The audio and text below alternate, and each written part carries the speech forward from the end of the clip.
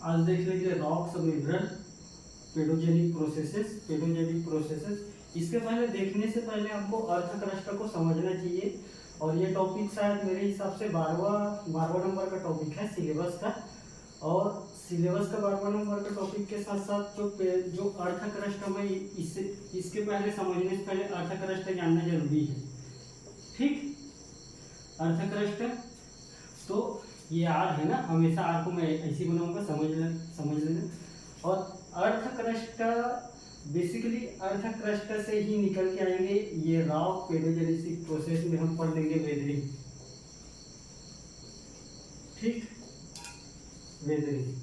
ठीक, तो हमारा अर्थ क्रस्ट है।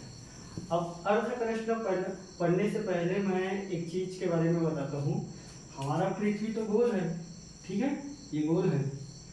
अब हमको अर्थ क्रस्ट का अगर अध्ययन करना है तो अर्थ क्रस्ट का अध्ययन करने के लिए हमको अंदर जाना पड़ेगा।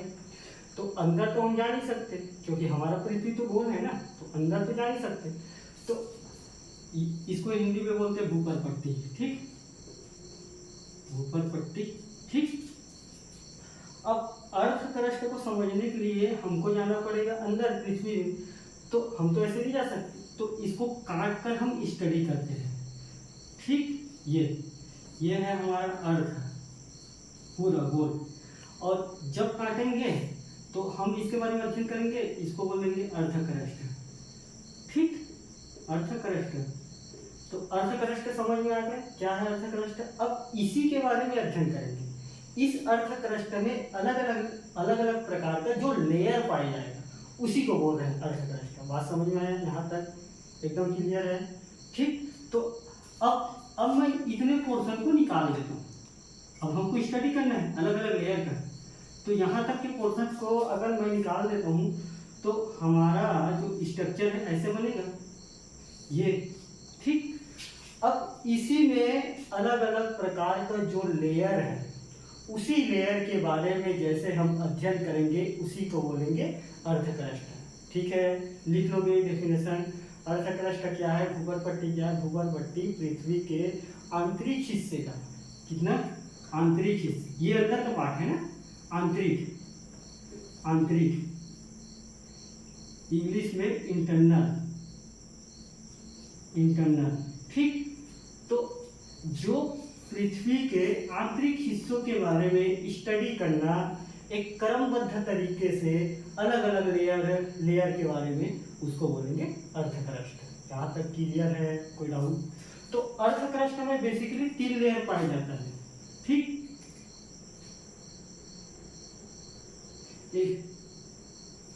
अर्थ क्रस्ट में बेसिकली 3 लेयर पाया जाता है। ठीक, ये हो गया कोर, अंदर का लेयर, सबसे अंदर का लेयर कोर, और जिसको क्रोड भी लिखा रहता है कहीं पर बुक में, क्रोड। ठीक, कोर, इसको बोलते हैं मेंटल। ठीक, मेंटल के बाद बोलेंगे हम लिथोस्फेयर। ठीक, लिथोस्फेयर। ठीक, अब इसी के बारे में अध्ययन करना है, उसी की बोलते हैं अर्थ क्रस्ट। यहाँ तक एकदम क्लियर है। अब और ये अर्थ क्रस्ट बेसिकली हमारा ये अर्थ क्रस्ट होता है 6378 किलोमीटर के आसपास ये वाला हिस्सा पूरा है। ठीक है, पूरा ये वाला हिस्सा है, यहाँ तक एकदम क्लियर है। अब बेसिकली एक लेयर के बारे में अपन देखेंगे। तो अर्थ क्रस्ट को मैं मिटा रहा हूँ, लिखने के लिए जगह नहीं है, हमारा ब्लैक बोर्ड छोटा है। ठीक, तो पहले देख लेंगे लिथोस्फीयर। ठीक, तो हमारा जो लिथोस्फीयर है अर्थ क्रस्ट में 5 से 56 किलोमीटर तक की गहराई या डेप्थ है। ठीक है, इंग्लिश वाले लोग के लिए डेप्थ तक है। ठीक है, 5 से ये 56 किलोमीटर तक, 5 से 56। देख, ऊपर के लेयर को बोलते हैं हाइड्रोस्फीयर। ये जहाँ जल वल वाला है ना हाइड्रोस्फीयर, ये जहाँ हम लोग है, तालाब है, कुआं है, ये सब चीज़ है, ये हाइड्रोस्फीयर। हाइड्रोस्फीयर के जहाँ पेड़ पौधे ये सब चीज़ लगा है ना, पेड़ पौधा, उसको बोलेंगे हाइड्रोस्फीयर। इसके ऊपर की लेयर को बोलते हैं एटमॉस्फेयर। एटमॉस्फेयर वायुमंडली, ठीक, वायुमंडली, ठीक। अगर मैं राइटिंग इधर उधर हो रहा है तो जो मैं बोल रहा हूँ उसको सुनकर लिखना, ठीक है। ये 5 से 56 किलोमीटर तक पाएगा। अब ये 5 से 56 किलोमीटर तक जो लिथोस्फीयर पार है वो तो बेसिकली कठोर है ना, सॉलिड है, सॉलिड है। सॉलिड है क्या मतलब क्या है, यहाँ लिक्विडिटी का कम है।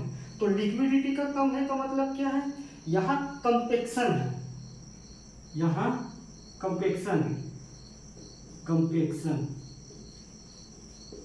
अब जैसे सॉलिड है तो एक के ऊपर एक के ऊपर एक के ऊपर एक के ऊपर ऐसे दबा है ना, तो दबा है तो कंपेक्शन क्या है, कंपेक्शन है कि नहीं। कंपेक्शन मतलब क्या समझ रहे हो, कंपेक्शन मतलब टाइटनेस की बात। अब ऐसा तो नहीं है कि जो 5 से 56 किलोमीटर है सबका, जो 5 से 56 किलोमीटर है तो वो तो सबका मतलब पूरा का लेयर है एक समान तो नहीं होगा।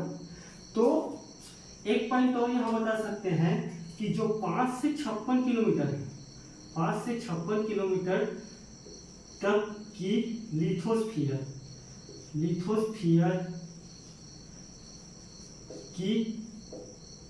की गहराई एक समान वितरित नहीं है, ठीक है, एक समान से वितरित नहीं है। तो यहाँ कॉन्सेप्ट निकल के क्या है, जैसे जैसे गहराई बढ़ रहे हैं, गहराई बढ़ने के साथ साथ क्या हो रहा है, गहराई बढ़ने के साथ साथ कंपेक्शन हो रहा है। तो कंपेक्शन होगा तो वहाँ की जो बायोलॉजिकल एक्टिविटी है, अब भाई जैसे जैसे जाएंगे अंदर वैसे वैसे तो बायोलॉजिकल एक्टिविटी कम होगा ना, गहराई हो। बायोलॉजिकल एक्टिविटी का मतलब क्या समझ रहे हो, बायोटिक इन्वर्जन तो मतलब क्या समझ रहे हैं, जो माइक्रो ऑर्गेनिज्म, जो एग्रीकल्चर में जो बेनिफिशियल माइक्रो ऑर्गेनिज्म है उसकी कार्यशीलता तो पूरा कम हो जाएगा। तो एक पॉइंट और लिख सकता हूँ, जैसे गहराई बढ़ रही है वैसे बायोटिक, ठीक, बायोटिक, या आप लिखिए कि माइक्रो ऑर्गेनिज्म की क्रियाशीलता, आप लिखिए माइक्रो ऑर्गेनिज्म की क्रियाशीलता कम हो रही है, ठीक है। आप यहाँ बिंदु लगाइए, सीधी रेखा, ठीक। तो हमारा लिथोस्फीयर के बारे में समझ गए, एक बार रिवीजन करा देता हूँ। लिथोस्फीयर क्या है, अर्थ क्रस्ट का वह पार्ट है, ऊपर पोर्शन है, साथ ही साथ 5 से 56 किलोमीटर और 5 से 56 किलोमीटर तक की गहराई होती है, जिसमें एक समान वितरित नहीं होती है। जैसे जैसे कंपेक्शन बढ़ेंगे, कंपेक्शन के साथ साथ गहराई बढ़ेगा और अलग अलग वितरित होती है, जिसमें क्रियाशीलता कम होती है। और साथ ही साथ इसका जो डेंसिटी है, ठीक, 2.5 से 3 ग्राम सीसी होती है, ठीक, डेंसिटी। डेंसिटी का मतलब क्या है समझ रहे हो, डेंसिटी आपके टीचर पढ़ाए होंगे। डेंसिटी का मतलब क्या है, किसी भी चीज का वेट प्लस वॉल्यूम को डेंसिटी बोलते हैं, ठीक। इधर वेट प्लस वॉल्यूम, अगर मान लो क्या है, मेरे पास ये डस्टर है, तो इस डस्टर का जितना वेट है और इसका वॉल्यूम मतलब साइज जो जगह घेर रहा है वास्तविक में, उसी को बोलते हैं डेंसिटी। तो अगर मैं मृदा के कॉन्सेप्ट में बात करूं, अगर सोइल साइंस, तो किसी भी सोइल का वेट प्लस उसका वॉल्यूम कितना है उसी को बोलते हैं सॉइल डेंसिटी। बात समझ में आ रहा है। अब पार्टिकल और बल का अलग हो जाता है, हल्का डिफरेंस है दोनों, ठीक है। तो आप ये 4-5 पॉइंट यहाँ तक समझ गए लिथोस्फीयर। अब लिथोस्फीयर में जाने से पहले ये सारी चीज एकदम क्लियर है, ठीक, दिख रहा है। तो एकदम क्लियर है ना, और बताओ।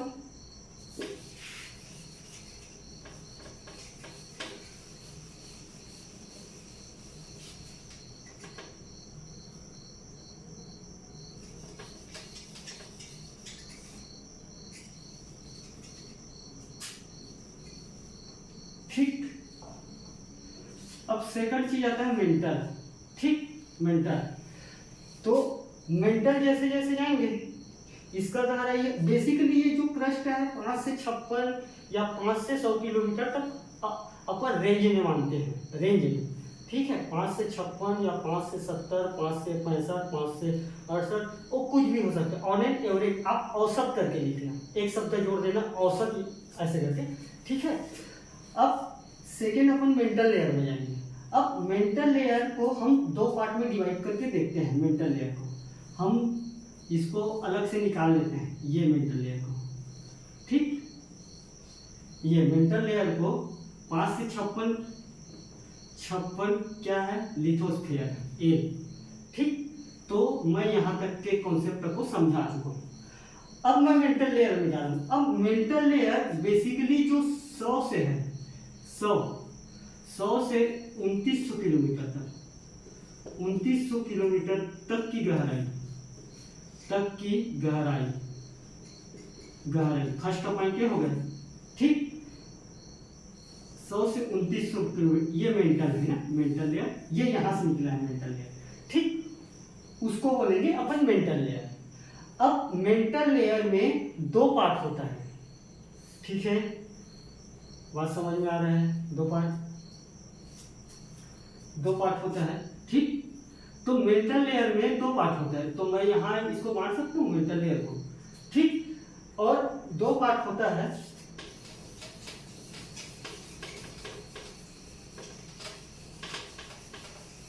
ये टॉपिक आप लिख चुके होंगे शायद फर्स्ट में, ठीक। तो मेंटल लेयर को मैं दो पार्ट में निकाल देता हूँ, यहाँ फिर लास्ट में एक ही में पूरा तीनों को बताऊंगा, ठीक है, आपको भी समझने के लिए। अब ये हो गया ऊपर का लिथोस्फीयर, ये हो गया मेंटल लेयर, ये हो गया कोर लेयर, ठीक। अब मेंटल लेयर को मैं दो पार्ट में बांट देता हूँ, ये यहाँ से यहाँ तक है मेंटल, ठीक। तो मेंटल लेयर में जो फर्स्ट पार्ट होते हैं उसको बोलते हैं अपर मेंटल, अपर UPPER मेंटल, अपर मेंटल। एक होता है लोअर मेंटल, लोअर LOWER है ना, यहाँ लोअर मेंटल, ठीक। तो जो मैं लिथोस्फीयर बताया हूँ,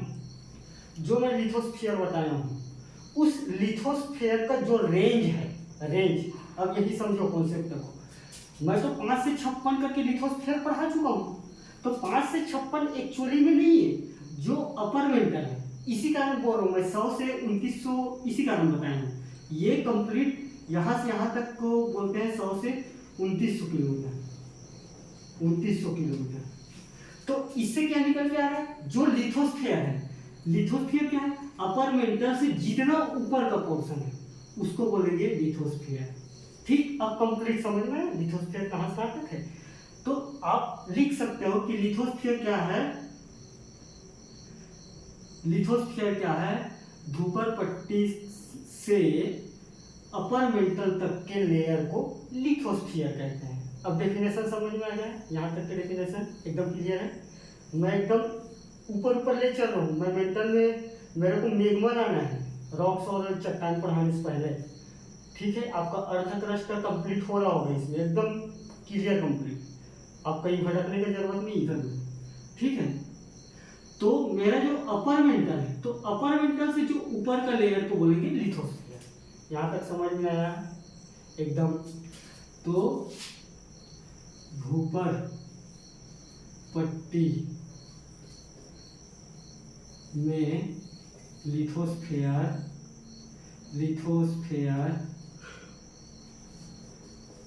मेंटल के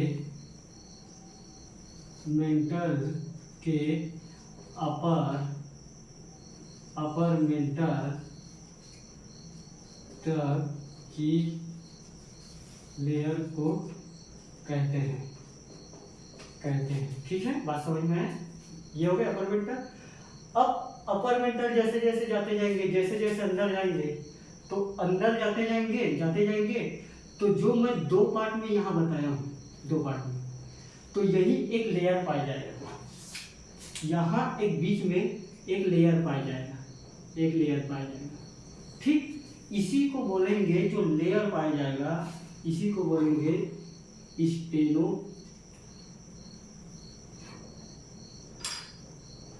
स्टेनोस्फेयर। स्टेनोस्फेयर जिसको बोलते हैं हिंदी में दुर्बल मंडल, दुर्बल मंडल। ठीक, जिसको बोलते हैं और नामों से जाना जाता है सुघाट्य स्टेज, सुघाट्य। शायद मैं इसको मतलब तेरे लिए बताया था। ठीक, तो ये तेरे लिए नया चीज है। ठीक, तो ये सुघाट्य स्टेट अवस्था। अब यही तो 2 पॉइंट हो गया है। ये फर्स्ट पॉइंट क्या हो 129, सेकंड पॉइंट ये जैसे जैसे गहराई जाएंगे, गहराई जाने के साथ साथ गहराई जाने के साथ साथ गहराई जाने के साथ साथ टेम्परेचर में बढ़ोतरी होती है और एक समय बाद स्टेनोस्फेयर का लेयर आता है जो बेसिकली लिक्विड स्टेट में रहता है, जो बेसिकली लिक्विड स्टेज गर्मशील रहता है। ठीक है, तो फर्स्ट पॉइंट ये, सेकंड पॉइंट ये, जैसे जैसे हम गहराई बढ़ते जाएंगे, गहराई बढ़ने के साथ साथ हमारा टेम्परेचर में बढ़ोतरी आएंगे और टेम्परेचर में बढ़ोतरी के साथ साथ हमारा दुर्बल मंडल आएगा जो एक सुघाट्य स्टेट में रहेगा, जो लिक्विड में रहेगा। और यही से हमारा मैग्मा का कॉन्सेप्ट, यही जो टेम्परेचर है, टेम्परेचर यही उबल रहा है। ठीक है, तो उबल रहा है तो सेकंड पॉइंट हम लिख सकते हैं बायोटिक इन्वर्जन कम रहेगा, कम नहीं रहेगा। ठीक है, साथ ही साथ टेम्परेचर 3300 डिग्री के आसपास रहेगा और इसका जो डेंसिटी है यहाँ का जो अपर मेंटल से लोअर मेंटल तक के लेयर का जो डेंसिटी है 3.5 से 4.5 ग्राम सीसी के आसपास रहता है। और जैसे जैसे जाएंगे, मैं बहुत ऊपर से बता रहा हूँ, अभी इसमें तरंग बता सकता हूँ और बहुत सारा बता सकता हूँ, वहाँ तक के जाने का कोई जरूरत नहीं। ठीक, यहाँ आपके पेपर के पॉइंट आए से सफिशिएंट। अब जैसे 3.5 4.5 टेम्परेचर 3300 और ये मेंटल लेयर, अपर लेयर और ये सारी चीज आपको शायद समझ में आ चुका है यहाँ तक के। ठीक है, ये स्टेनोस्फेयर यही है जो गर्म गिलित अवस्था में है, मैग्मा। अब यही से जैसे कि एक टेम्परेचर इतना हाई हो जाता है 3300, मतलब समझ रहे हो, यहाँ तो 45 में पसीना छूट रहा है ना, अभी तो 45 भी नहीं है, ठीक ठाक 38 40 42 हो रहे हैं। तो 38 40 में तो हमारा पसीना छूट रहा है, निकलने में हो रहा है। 50 के बाद तो चिड़ी चुड़बुल का उड़ना भी काफी कम मात्रा में देखा जाता है। यहाँ तो 3300 है, तो 3300 में किसी भी चीज का गल जाना आसान बात है, इसी कारण लिक्विडिटी है, लिक्विड है। मैं कुछ भी चीज लिखूँ उसका मतलब है टेम्परेचर ज्यादा है तो 3300 डिग्री में ऐसी भी तो सब चीज गल जाएंगे ना। तो पूरे लिक्विड स्टेज में एकदम लावा स्टेज, लावा मतलब समझ लो कि गरम कोई अगर गरम चीज अगर मान लीजिए बाहर है, एकदम मतलब बोला जाए कि एकदम जैसे कि बड़ा भजिया बनाने के लिए जो बेसन सानते हैं ना, वैसी टाइप स्टेज में ये लिक्विड। बात समझ में आ रहे हैं? तो यहाँ तक एकदम क्लियर है। ठीक, अब यही जैसे गरम होगा तो गरम के बाद एक भड़ांग से फूटेगा, भड़ांग से होगा मतलब एक मूवमेंट होगा। ठीक, अंदर जैसे दबेगा, ऊपर कठोर है, नीचे लिक्विड है, दबेगा, दबने के बाद और टेम्परेचर बढ़ जाए, और टेम्परेचर जैसे बढ़ के फट के बाहर आता है।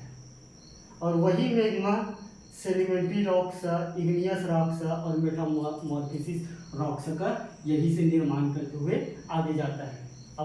अब समझ आया रॉक्स मिनरल जो लिखा था कहाँ से आया, आपका अर्थ क्रस्ट फ्री में आप समझ लिए, मतलब आप समझ लिए ना, ठीक है। अब आते हैं तीसरा, आते हैं कोर, ठीक है। अब मैं इसको एक बार रिवीजन करा देता हूँ, ठीक है। मेंटल, ठीक, तो मेंटल 100 से 2900 किलोमीटर तक की गहराई में पाया जाता है। और जैसे जैसे अंदर जाएंगे, अंदर जाने के साथ साथ टेम्परेचर में बढ़ोतरी होती है, बढ़ने के साथ साथ एक समय ऐसा स्टेट आता है जो बेसिकली अपर मेंटल और लोअर मेंटल के बीच में एक स्टेट रहता है, उसको बोलते हैं स्टेनोस्फीयर, जो लिक्विडिटी स्टेट में रहते हैं। और यही मैग्मा का निर्माण ज़्यादा रहता है। और साथ ही साथ इसमें बायोटिक इन्वर्जन बिल्कुल भी नहीं रहता है और टेम्परेचर 3500 रहता है। और यहाँ का डिग्री डेंसिटी यहाँ तक की 3.5 से 4.5 के बीच में रहती है, ठीक है। यहाँ एकदम क्लियर है। अब तीसरे में जाएंगे, जो फर्स्ट वाला हम इसी बनाए थे, सेम है। मैं इधर उच्चड़ बोलते हो ना, तो हो जाएगा करके मैं अलग अलग बना रहा हूँ। बेसिकली एक में बताऊंगा, लास्ट में रिविजन कराऊंगा, ठीक।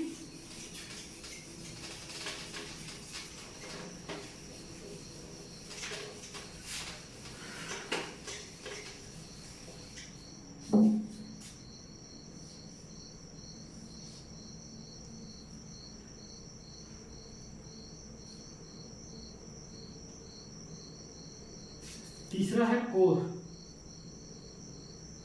ये यहां तक के लेयर को बोलते हैं कोर, ठीक।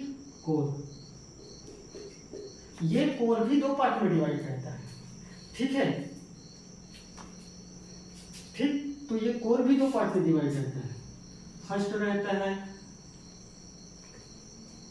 आउटर कोर फर्स्ट, और सेकंड रहता है इनर कोर, अंदर इनर कोर रहता है फर्स्ट सेकंड इनर कोर। और बेसिकली यहाँ तो ऐसा है कि पूरा यहाँ का अगर मैं टेम्परेचर की बात करूँ तो 6000 डिग्री के आसपास रहता है, 6000 डिग्री के आसपास। यहाँ तो पूरा हर चीज गल रहा है, पूरा के पूरा गर्म रहता है। वहाँ तो हल्का फुल्का जो बताया हम ना, बेसन वाले स्टेट भजिया बनाने में, यहाँ तो जब बेसन बन जाने के बाद जो धोए रहते हैं ना कढ़ाई को, तो सेम जो धोने के बाद हल्का फुल्का गाढ़ा पर रहता है ना, वही वाला स्टेट में ये बात समझ रहे हैं।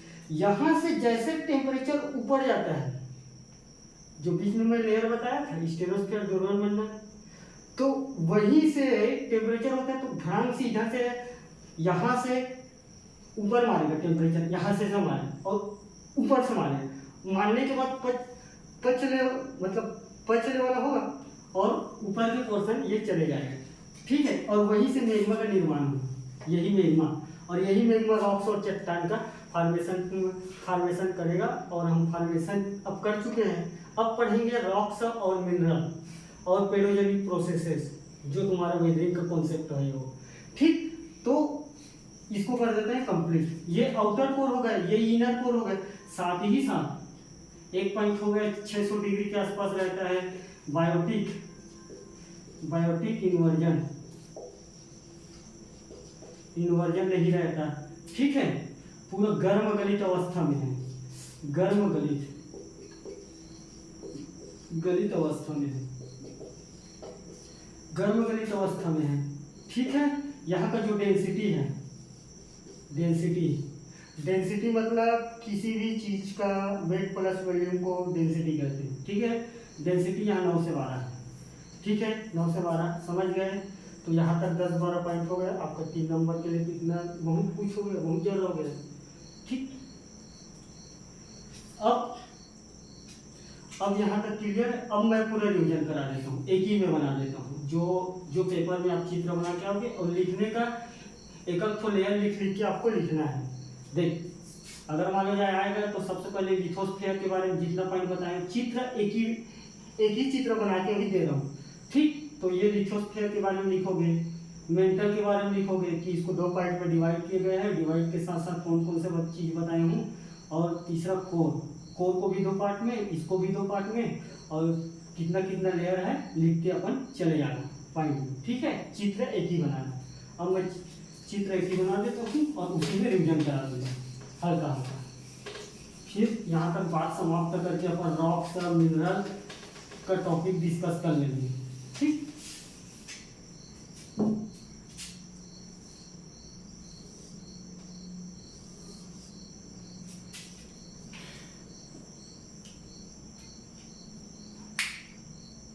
समझ में आ रहे हैं? यस। ठीक, ये हो गया आपका लिथोस्फीयर, ठीक। तो लिथोस्फीयर कहाँ तक है?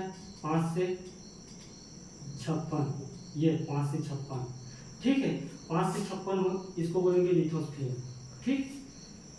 अब लिथोस्फीयर के बाद अपन पढ़े मेंटल,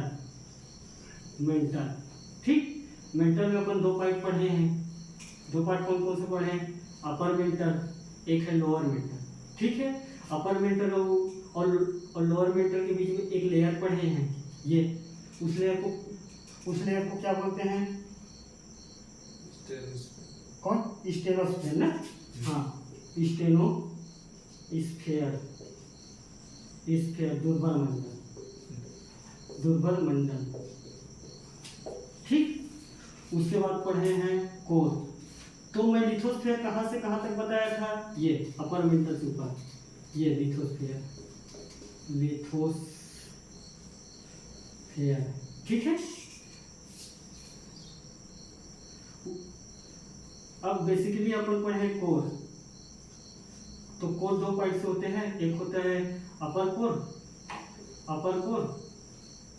2900 लेकर 6000 किलोमीटर ना, ये है 29, इसको मैं बताना भूल गया हूँ। 2900 किलोमीटर से 6000 किलोमीटर तक, 6000 किलोमीटर या 6378 जो फर्स्ट वाला बताया था, वो दोनों में से मान सकते हो, ठीक है। तो यहाँ से यहाँ तक ये लेयर हो गए अपर कोर, और एक हो गया लोअर कोर, ठीक है। अब इसमें मिनरल के अधिकता कहाँ कहाँ पाया जाता है, क्या क्या पाया जाता है? तो हमारा जो ऊपर है ये एक पॉइंट और बढ़ा रहा हूँ, इसमें पाया जाता है सिलिका प्लस एल्युमिनियम, ठीक, जिसको सियाल करके आप याद रख लेना, सियाल, ठीक। मेंटल में पाया जाता है टोटल यहाँ से यहाँ तक के मेंटल में, ये यहाँ से यहाँ तक के मेंटल में पाया जाता है सिलिका प्लस मैग्नीशियम, ठीक है। आपसे पूछेंगे 1 लाइन वाला में आते हैं शायद 10 नंबर का, तो उसमें ये पूछ सकते हैं, ठीक। और उसके बाद जो तीसरा है इसमें पाए जाएंगे निकिल प्लस आयरन की अधिकता नहीं, अच्छा शब्द हम बोलूँगा, प्रधानता होती है करके लिखो, प्रधानता होती है, ठीक। यहाँ प्रधानता होती है,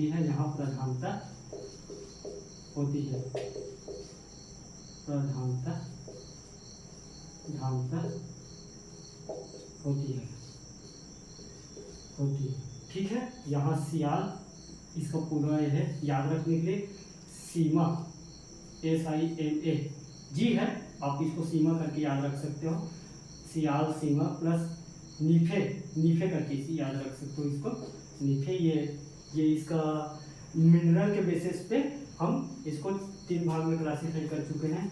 अब हमारा वेदरिंग का टॉपिक आया, यहाँ से हमारा रॉक्स मिनरल यहीं से बनेगा। अब मैं जैसे बात करूँगा, दुर्बल मंडल से लेकर फट के बाहर आया है, और जो फर्स्ट टाइम आया है उसको इग्नियस रॉक से बना रहे हैं, इग्नियस रॉक से सेडिमेंट्री रॉक से बनाएगा, और सेडिमेंट्री रॉक से मेटामॉर्फोसिस बना, और मेटामॉर्फोसिस से फिर उसी में दब के अंदर चले जाएगा, ठीक है। अब ये रॉक्स का ये बनने का प्रोसेस है, ठीक है। तो बेसिकली रॉक्स क्या है? 2 या 2 से अधिक मिनरल का, ये वाला मिनरल, 2 या 2 से अधिक मिनरल का जो मिक्सचर रहता है उसी को बोलते हैं रॉक्स। बात समझ में आया? डेफिनेशन यहाँ तक तो रॉक से क्या है, 2 या 2 से अधिक मिनरल की कंपोजिशन को अपन रॉक से बोलते हैं। ठीक है, तो ज्वालामुखी के कॉन्सेप्ट से अपन बाहर लाएंगे मैग्मा को, और एक के बारे में इसी चित्र बनाते हुए समझेंगे। अब यहाँ लिखना क्या है, ठीक है, लिखना क्या है, ठीक। अगर पेपर में आएगा अर्थक्रस्ट को समझाइए तो सबसे पहले इतना बनना चाहिए। बनने के बाद क्या क्या होगा, हर एक लेयर के बारे में 2-2, 3-3, 4-4 पॉइंट बताया हूँ, आप लिख सकते हो। ठीक है, 3-3, 4-4 पॉइंट, वो आपकी कैपेसिटी ऊपर डिपेंड करता है कि आप कितने याद रखते हो। तो ठीक, अब अपन देखेंगे रॉक्स।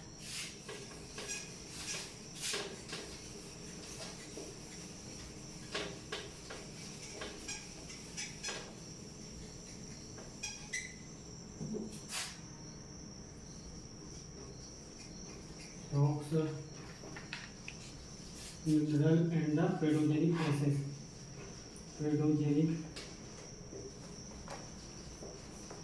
प्रोसेस टॉपिक नंबर 12 के आसपास है ये, ठीक है। और CGPSC में है ये, जियोग्राफी में तीसरा चौथा टॉपिक में है, CG व्याकरण में जहाँ जहाँ ये टॉपिक मिलेगा या और जहाँ जहाँ ये अर्थक्रस्ट का टॉपिक मिलेगा एकदम क्लियर है। कोई भी एग्जाम का आप ऑब्जेक्टिव सॉल्व करके देख लेना, यही से ही है क्वेश्चन। दुर्बल मंडल क्या है, कहाँ से कहाँ तक क्लियर है, क्या है, ये एक लाइन में ऑब्जेक्टिव बन सकता है, ठीक। तो ये रॉक्स, मिनरल और पेडोजेनिक प्रोसेसेस, ठीक। तो शायद इसके पहले में 15 नंबर टॉपिक है सिलेबस का, सोइल क्रस्टिंग। सोइल क्रस्टिंग के बारे में शायद मैं डिस्कस किया हूँ, तो शायद ये 2-2 वीडियो करके 1 से 1.5 घंटे के आसपास हो गया है। तो आज यहीं तक रखते हैं। रॉक्स और मिनरल चालू करेंगे, उसके बाद सैटेलाइट चालू करेंगे। सैटेलाइट तुम्हारा 8वां-9वां नंबर का टॉपिक है। फिर सैटेलाइट के बाद कौन सा है तुम्हारा डाउट, एक ठो टॉपिक करके कुछ बोले थे डाउट, ये वेदरिंग का। और मैं किसी भी कंपोजिशन अर्थक्रस्ट को नहीं बताऊंगा, मैं एकदम क्लियर कर बता रहा हूँ कि सोइल का कंपोजिशन क्या है। तो कंपोजिशन में क्या है, 4 प्रकार का है, एयर है, वाटर है, मिनरल है, ऑर्गेनिक मैटर है, ठीक। मैं 3-4 मिनट में इसको बता रहा हूँ, ठीक। तो एयर कितना है, 25 है। ये कितना है, बोलते जाओ 25। ये कितना है, मिनरल 45। खनिज एयर मतलब जानते हो ना, हवा, वाटर मतलब पानी, ठीक। और ऑर्गेनिक मैटर मतलब कार्बनिक पदार्थ। तो ये 45 है, ये 5% है। अब चित्र जैसे बनेगा तो पहले 2 भाग में डिवाइड कर देना, ये और ये को, क्योंकि ये बदलते रहता है। तो बीच में कभी भी आप बुक में देखना ऐसे करके चित्र रहता है, तो ये दोनों बराबर, ये तो ये क्या है, ये इसको बोलते हैं सॉलिड पोर्शन, PORSION, ठीक। सॉलिड पोर्शन, इसको बोलते हैं लिक्विड पोर्शन, ठीक। तो ये 25 है, एयर, वाटर, ठीक। और बीच में ऐसे चिन्ह लगे रहते हैं बुक में हमेशा, तो इसके मतलब क्या है, ये कम ज़्यादा होते रहेगा। बात समझ रहे हो, ये जहाँ भी चित्र दिखे, ये 5% कहाँ, ऑर्गेनिक मैटर, हाँ ये ऑर्गेनिक मैटर, मिनरल मैटर 45%। अब कंपोजिशन में क्या है, कंपोजिशन में बेसिकली क्या है, एयर का क्या काम है मिट्टी में, और वाटर का क्या काम है, ऑर्गेनिक मैटर का क्या काम है, और मिनरल का क्या है। तो सारी चीज मिला के मिट्टी का एक गुणवत्ता के बारे में बात करता है। अब सारी गुणवत्ता अगर रहेंगे तो कहीं ना कहीं हमारा जो क्रॉप प्रोडक्शन है वो सक्सेसफुल होगा। और एग्रीकल्चर का अल्टीमेटली एम क्या है, क्रॉप प्रोडक्शन को सक्सेसफुल बनाना, प्लस इन्वायरमेंटल को देखते हुए क्रॉप प्रोडक्शन को सक्सेसफुल बनाना। तो मैं अगर बात करूं एयर क्या है, एयर किसी भी मिट्टी में एयर का प्रेजेंट रहना तो सीड के जर्मिनेशन को इंगित करता है। मैं सोइल क्रस्टिंग टॉपिक में आपसे बढ़िया डिस्कस किया हूँ, वहाँ से कनेक्शन कर लेना। ठीक है। और मैं जितना छोटा टॉपिक है ऐसे ही 2-3 मिनट डिस्कस करूंगा, मैं एक्स्ट्रा टाइम नहीं लूंगा, जो कठिन टॉपिक है उस पर डिस्कस करेंगे। ठीक, तो जो वाटर है तो हाँ एयर में था, ये दोनों वाटर कैसे हो गए, हाँ ये इसको एयर मान लेते हैं, एयर है तो किसी भी सॉइल में एयर का मूवमेंट अच्छा होना चाहिए, अच्छा होगा तो क्या होगा, माइक्रो ऑर्गेनिज्म काम करेगा, माइक्रो ऑर्गेनिज्म क्या, सूक्ष्म जीव, ठीक, सूक्ष्म जीव के साथ साथ कौन काम करेगा, एयर का मूवमेंट होगा तो जर्मिनेशन अच्छा होगा, जर्मिनेशन मतलब अंकुरण ठीक होगा,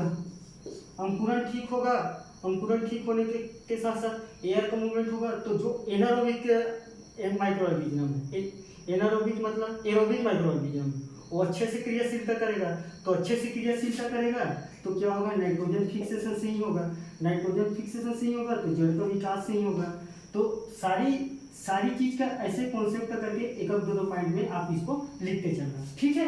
अब सेकंड चीज होता है वाटर, तो वाटर क्या काम कर सकता है, बेसिकली किसी भी मिट्टी में, आप सोचो ना भाई, वाटर रहेगा तो हमारा क्रॉप से ही होगा भाई, सोचो ना, आप खुद दिमाग लगाओ, वाटर तुम्हारा एग्रीकल्चर में क्या काम कर सकते हैं, वाटर का मॉइस्चर है तो हमारा पार्टिकल अच्छा रहेगा, सोइल टेक्सचर अच्छा रहेगा, सोइल स्ट्रक्चर रहेगा, सोइल की क्वालिटी अच्छा रहेगा, और 3 पॉइंट हो गए, सोइल की क्वालिटी अच्छा रहेगा, सोइल फर्टिलिटी अच्छा रहेगा, वाटर होल्डिंग कैपेसिटी अच्छा रहेगा तो हमारा जर्मिनेशन अच्छा रहेगा, तो जर्मिनेशन परसेंटेज को बढ़ाएगा, और साथ ही साथ हमारे क्रॉप्स के ग्रो के लिए जो फैक्टर है वाटर का वो फुलफिल करेगा। किसी भी प्लांट में 90% तो वाटर ही पाया जाता है ना, तो बेसिकली जो वाटर है, जो फोटोसिंथेसिस के लिए जो भी वाटर है तो वो तो मिट्टी से लेंगे ना, वो तो मिट्टी से लेके क्या करेंगे, यही वाटर है जो फोटोसिंथेसिस में हेल्प करेंगे। तो आप एक पॉइंट लिख सकते हो, फोटोसिंथेसिस शुड बी हेल्प करेंगे, ठीक है। अब बेसिकली 2 पॉइंट के बारे में हो गए, 3 पॉइंट मैं लिख नहीं रहा हूँ, आप जो सुन रहे हो उसको लिखो, ठीक। अब मिनरल क्या है, किसी भी मिनरल क्या होगा तो अल्टीमेटली न्यूट्रिएंट के कंडीशन को जो बताएंगे वही तो खनिज है ना, तो न्यूट्रिएंट क्या है, क्रॉप प्रोडक्शन के लिए एसेंशियल चीज है कि नहीं है, तो पहला लिखना कि किसी भी मिनरल न्यूट्रिएंट की क्राइटेरिया को बताएंगे, और किसी भी सॉइल में अगर न्यूट्रिएंट ठीक रहेगा तो अल्टीमेटली हमारा क्रॉप के लिए, प्रोडक्शन के लिए तो बेस्ट है ना भाई। तो न्यूट्रिएंट की किसी भी क्रॉप को न्यूट्रिएंट की पूरकता को फुलफिल करता है ना, फुलफिल करता है, ठीक है। अब ऑर्गेनिक मैटर में आ जाते हैं, तो ऑर्गेनिक मैटर क्या है, बेसिकली ऑर्गेनिक मैटर मिट्टी को भुरभुरा बनाना, मिट्टी के माइक्रो ऑर्गेनिज्म की एक्टिविटी को, जो बेसिकली सूक्ष्म जीव की एक्टिविटी को बढ़ाता है, 2 पॉइंट हो गए, और साथ ही साथ मिडल को भुरभुरा बनाएगा तो उसका वाटर होल्डिंग की कैपेसिटी भी बढ़ जाएगा भाई, भुरभुरा रहेगा, पानी डालोगे तो ज्यादा बढ़ेगा ना, और साथ ही साथ जो ऑर्गेनिक मैटर है वो न्यूट्रिएंट होल्डिंग कैपेसिटी को बढ़ाएगा, ठीक। न्यूट्रिएंट मतलब न्यूट्रिएंट धारण कैपेसिटी क्षमता को बढ़ाएगा, न्यूट्रिएंट होल्डिंग कैपेसिटी को बढ़ाएगा, एनएससी को बढ़ाएगा, वाटर होल्डिंग कैपेसिटी को बढ़ाएगा, ये लिख क्या सकते हो, एनएससी डब्ल्यूएससी को बढ़ाएगा, ठीक है, एनएससी डब्ल्यूएससी को बढ़ाएगा, ऑर्गेनिक मैटर भुरभुरा बनाएगा, और इसका अल्टीमेटली क्या है, फर्टिलिटी को